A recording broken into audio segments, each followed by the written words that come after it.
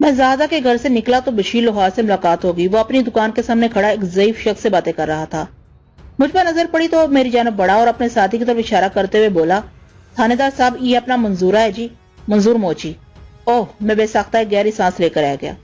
منظور موچی کی عمر 60 سال سے متجاوز دکھائی دیتی تھی. اس کی داڑھی اور سر کے بال سفید ہو چکے تھے. وہ ایک پستہ قامت اور اکرے بدن کا مالک تھا. منظور نے سر پر ہلکی پھلکی پگڑی باندھ رکھی تھی. یہ وہی شخص تھا جس نے سب سے پہلے ریاض اور فیاض کی کٹی پٹی لاشوں کو باڑے کے اندر چارپائیوں پر پڑے دیکھا تھا. میں منظور موچی کی طرف متوجہ ہوگا اسے مخاطب ہوتے ہوئے کہا, ہاں چاچا منظور ہے, مجھے تفصیل سے بتاؤ کہ آج صبح تم نے باڑے کے اندر کیا دیکھا تھا.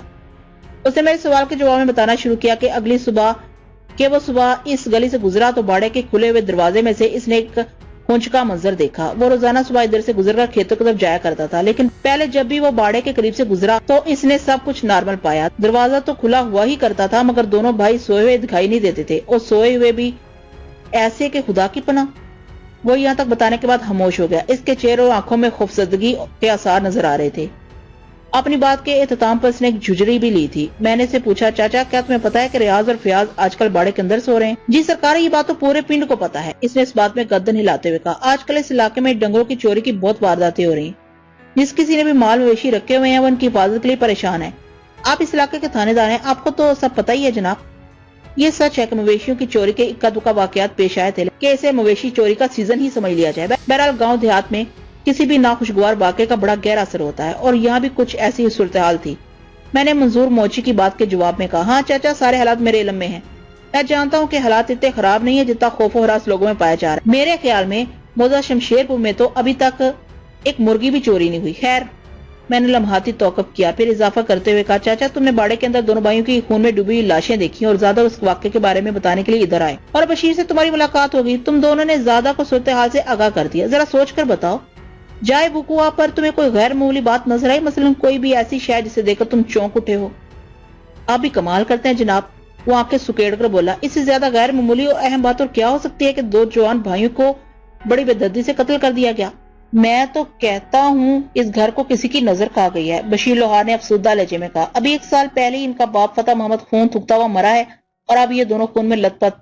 پتہ نہیں خون کا یہ بہاؤ آگے چل کر کیا کیا تماشے دکھائے گا. خون تھوک کر واقع ہونے والی موت کو عموماً ٹی بی کے کھاتے میں ڈالا جاتا ہے. آج کل تو اس مرض کا بڑا آسان علاج دریافت ہو چکا ہے, لیکن اس زمانے میں اس موذی مرض کو بڑا ہی خطرناک اور ناقابل علاج مرض سمجھا جاتا تھا. ٹی بی در حقیقت موت ہی کا دوسرا نام تھا, جو ایک دم نہیں بلکہ دھیرے دھیرے آتی تھی.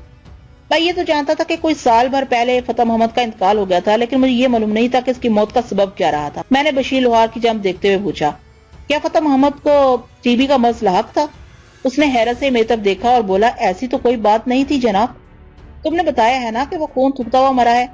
میں نے استفسار کیا, اس کا کیا مطلب ہوا؟ وہ جناب, بات دراصل یہ ہے کہ وہ وضاحت کرتے ہوئے بولا, فتح محمد کو کوئی ٹی بی شیبی نہیں تھی. 60 سال کی عمر میں بھی وہ اچھا خاصا صحت مند تھا. ٹی بی کا مریض تو آپ جانتے ہیں صحت کے کون کون سے مسائل کا شکار رہتا ہے. خون تھوکنے کا مرحلہ تو بہت بعد میں آتا ہے. پہلے اس کی صحت کا کباڑا ہوتا ہے, چہرے پر مدنی چھاتی ہے, جسم سے جان نکلتی ہوئی محسوس ہوتی ہے. وہ لمحے بھر کے لیے متوقف ہوا, ایک گہری سانس خارج کی اور اپنے بیان کو مکمل کرتے ہوئے بولا, فتح محمد کے ساتھ ایسی کوئی بات نہیں تھی. وہ تو ساٹا باٹا کی مثال تھا. جناب یہی دیکھیں نا, 5-6 سال پہلے اس نے زیادہ سے شادی کی, پھر اگلے ہی سال ایک بیٹے کا باپ بھی بن گیا. ٹی بی کے مریض میں اتنی ہمت اور جرأت کہاں ہوتی ہے؟ یہ مرض تو سب سے پہلے مریض کے اعتماد پر حملہ ہوتا ہے, اور اسے اپنی ذات پر بھی بھروسہ نہیں رہتا. کچھ یہ کہ یہ سب تو ٹھیک ہے بشیرے, میں نے اس کی بات مکمل ہونے سے پہلے ہی کہہ دیا. مجھے یقین آ گیا کہ تم نے ٹی بی پر بڑی ریسرچ کر رکھی ہے. اب ذرا یہ بھی بتا دو کہ فتح محمد کی موت کیسے واقع ہوئی تھی؟ ٹی بی پر ریسرچ کرنے والی بات آپ نے بالکل ٹھیک کہی ہے جناب, وہ مضبوط لہجے میں بولا. دراصل میرے خاندان میں 2-3 اموات اس مرض سے ہو چکی ہیں, جن میں ایک تو میرے والد صاحب تھے. مجھے اس مرض کے مریض کو بہت قریب سے دیکھنے, پرکھنے اور برتنے کا موقع ملا ہے, اور جہاں تک فتح محمد کی موت کا تعلق ہے, وہ سانس ہموار کرنے کے لیے رکا. پھر اضافہ کرتے ہوئے بولا, رات کو اچھا خاصا سویا تھا, آدھی رات کو کھانسی کا دورہ پڑا, اٹھ کر بیٹھ گیا اور بس کھانسا چلا گیا. دونوں بیٹے اور زیادہ پریشان ہو گئے. ریاض میرے پاس آیا اور باپ کی کیفیت کے بارے میں بتایا.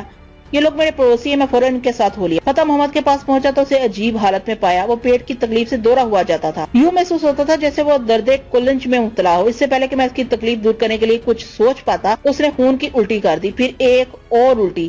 خون اس کے منہ سے ایسے جاری تھا جیسے اس کے پیٹ میں کوئی پھوڑا پھٹ گیا ہو, یا جیسے کسی نے اسے اندر سے ذبح کر دیا ہو. وہ دل شکستہ انداز میں متوقف ہوا, پھر گمبھیر لہجے میں بولا, پھر اس نے دم دے دیا، وہ خون تھوکتا تھوکتا مر گیا۔ مجھے تو یہ کوئی کالے علم کا چکر لگتا ہے بشیرے، منظور موچی نے خیال کرتے ہوئے کہا۔ اس وقت بھی میں نے یہی کہا تھا، اس دنیا میں بعض لوگ بڑے ظالم اور شفاق ہوتے ہیں، وہ دوسرے انسانوں سے دشمنی نکالنے کے لیے کالے پیلے ہر قسم کے علم کا سہارا لیتے ہیں، اور پھر کالا جادو تو ایک حقیقت ہے، اسے انکار تو نہیں کیا جا سکتا نا۔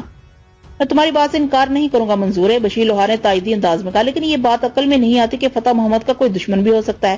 وہ تو ایک بھلا مانس اور شریف آدمی تھا۔ وہ دونوں فتح محمد کی موت پر اپنے اپنے خیالات کا اظہار کرتے رہے اور میں ان کی باتیں خاموشی سے سنتا رہا۔ اس وقت میرے ذہن میں فتح محمد نہیں بلکہ اس کے دو جوان بیٹوں کی المناک موت کے مناظر چل رہے تھے، اور ان کے قاتل کے سلسلے میں ابھی تک کوئی اشارہ نہیں مل سکا تھا۔ زادہ نے نازو اور صفدر کے حوالے سے جو کچھ بتایا تھا وہ بہت اہم تھا، لہٰذا میں نے اس معاملے کی تصدیق کے لیے بشیر لوہار سے پوچھ لیا۔ میں نے سنا ہے کہ ریاض کا کسی نازو نامی لڑکی سے کوئی چکر بھی چل رہا تھا۔ میرے پوچھنے کا انداز بڑا پرسرار اور رازدارانہ تھا۔ بشیر اور منظورے نے یک بیک چونک کر میری طرف دیکھا، ان کے چہروں اور آنکھوں میں خاص قسم کی سنسنی خیزی پائی جاتی تھی۔ میرے سوال کے جواب میں بشیر لوہار نے بتایا، جناب آپ نے بالکل ٹھیک سنا ہے، شمشیر پور میں ہیر راجہ کی یہ کہانی واقعی چل رہی تھی۔ یہ بات کسی سے ڈکی چھپی نہیں کہ ریاض اور نازو دنیا والوں کی نظروں سے چھپ چھپا کر ملا کرتے تھے۔ میں نے گمبھیر سانس خارج کی اور کہا، مجھے یہ بھی پتا چلا ہے کہ نازو کا بھائی صفدر کوئی اچھا آدمی نہیں، اسے بدماشی اور گنڈا گردی کا بڑا شوق ہے، بلکہ گاؤں سے باہر بھی ایسے ہی گنڈے عناصر سے اس کے بڑے گہرے اور دوستانہ تعلقات، مثلا لاکھو بدماش جو مزہ چیاں والی میں رہتا ہے۔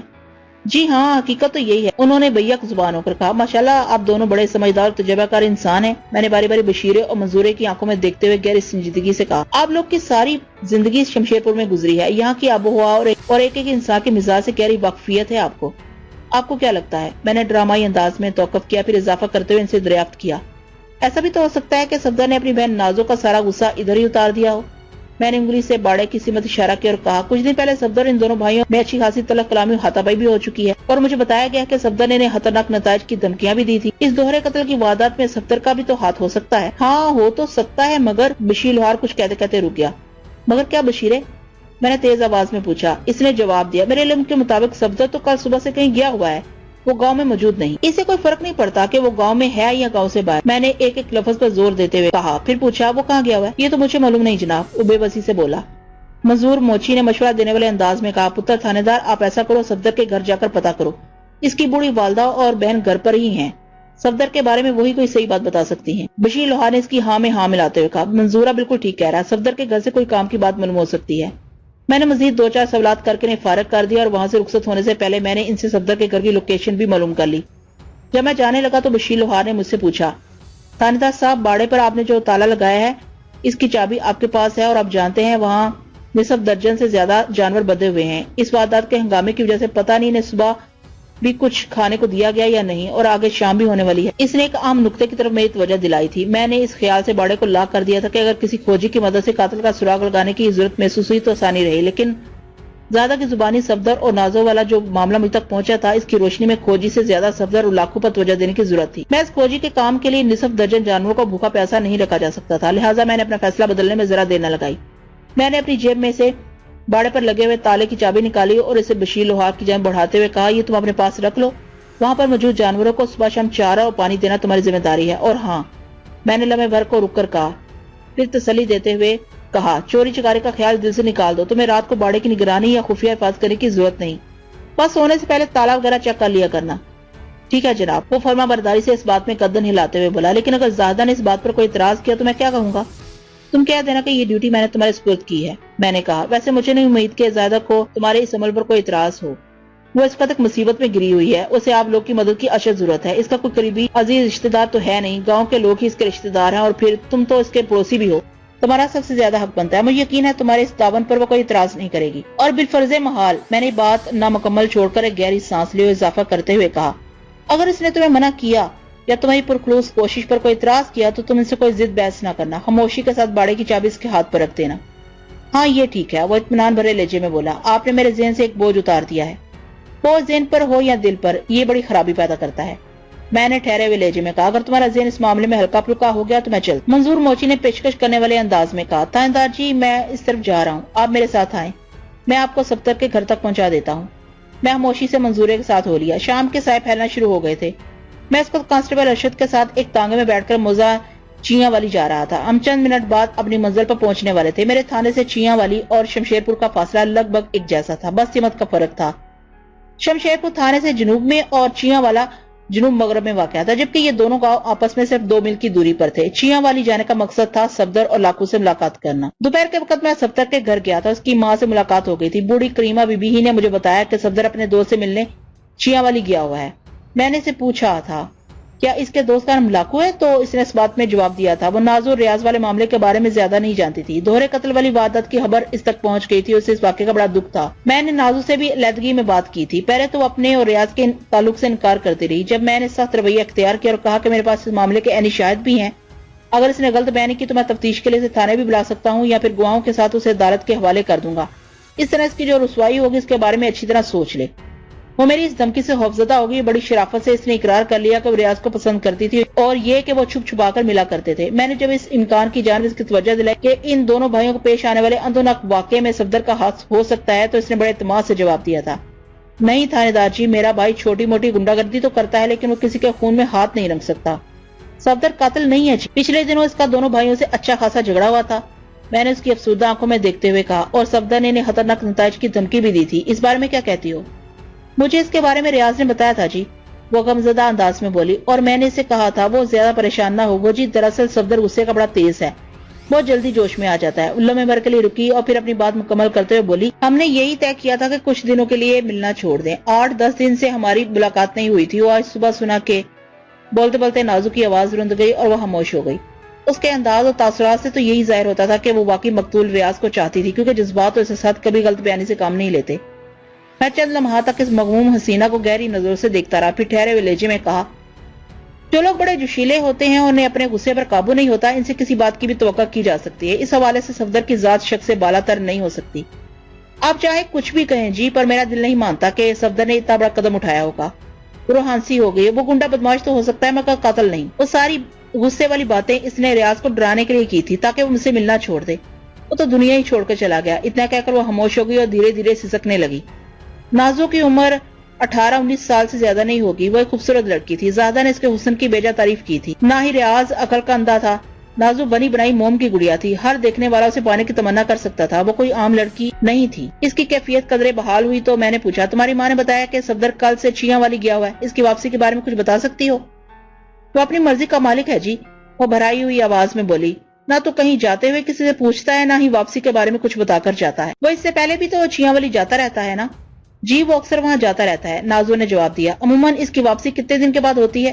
میں نے پوچھا۔ کبھی 1 دن، کبھی 2 دن، کبھی 3-4 دن۔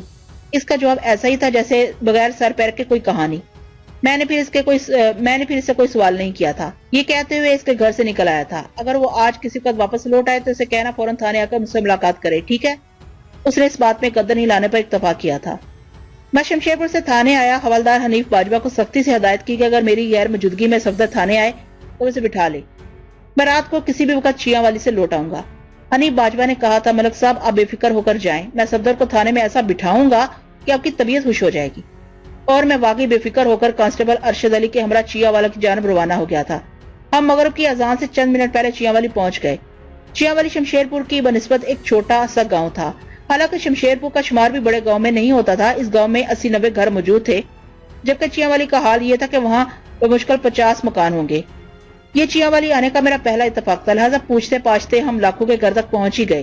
وہ اپنے گھر پر اکیلا ہی رہتا تھا، اس کا یہ گھر ڈیرا کہلاتا تھا۔ لاکھو کا مذکورہ ڈیرا گاؤں کے آخری سرے پر واقع تھا، اس سے آگے سرسبز کھیتوں کا وسیع اور عریض سلسلہ تحد نگاہ پھیلا ہوا تھا۔ ہمارا تانگا لاکھو کے ڈیرے کے سامنے جا کر رکا۔ میں اور ارشد علی تانگے سے اترے اور ڈیرے کے گیٹ پر پہنچ گئے۔ اس سے پہلے ہم میں سے کوئی گیٹ پر دستک دیتا، گیٹ کھلا اور وہاں ایک چہرہ نمودار ہوا۔ وہ کوئی ملازم صورت شخص تھا، پر نظر پڑی تو وہ چونک اٹھا۔ اس وقت تک اندھیرا پھیلنا شروع ہو گیا تھا، لیکن ابھی اتنی تاریکی بھی نہیں چاہیے تھی کہ وہ ہمیں پولیس یونیفارم میں نہ دیکھ سکتا۔ پولیس کی وردی کا اپنا ایک رعب و دبدبہ ہوتا ہے۔ ہمیں دروازے کے سامنے پایا تو بے اختیار اس کے منہ سے نکلا، اوئے پولیس اتنی جلدی، 1 دن پہلے ہی؟ اتنا کہتے اس نے جلدی سے گیٹ بند کرنا چاہا، لیکن اس وقت تک میں ایکشن میں آ چکا تھا۔ میں نے ایک عقابی چھپٹا مارا اور اس شخص کے اوپر جا گرا۔ وہ شاید مجھ سے ایسی تیزی اور مستعدی کی توقع نہیں کر رہا تھا، اس لیے بکھلا کر گیٹ بند کرنا بھول گیا اور اندر کی جانب دوڑ لگانے کی کوشش کی۔ میں بھلا اس کی کوشش کو کیسے کامیاب ہونے دیتا؟ میں اسے منمانی کرنے کے لیے تو چھپٹا نہیں مارا تھا۔ ہم ایک دوسرے سے گتھم گتھا ڈیرے کے اندرونی حصے میں آ گئے۔ اس دوران میں کانسٹیبل ارشد علی نے موقع محل کی مناسبت سے پھرتی دکھائی اور ڈیرے کے گیٹ کو اندر سے بند کر دیا۔ وہ ڈیرا 2 کمروں کے ایک وسیع اور عریض سین پر مشتمل تھا۔ ہم اس پر سین کے ابتدائی حصے میں تھے جو نسبتاً گیٹ سے زیادہ قریب تھا. میری اور اس شخص کی نبرد آزمائی سے کچھ ایسی آوازیں پیدا ہوئی تھی کہ جنہیں نظر انداز نہیں کیا جا سکتا. یقیناً یہ آوازیں ڈیرے کے اندرونی کمروں تک بھی پہنچی تھی. تبھی اندر سے ایک بھاری بھرکم سی آواز سنائی دی. بخشو کون ہے باہر؟ بخشو یقیناً اس شخص کا نام تھا جسے میں نے اپنی بغل میں دبوچ رکھا تھا. اس کے لیے تو آسانی سے سانس لینا بھی دوبر ہو رہا تھا.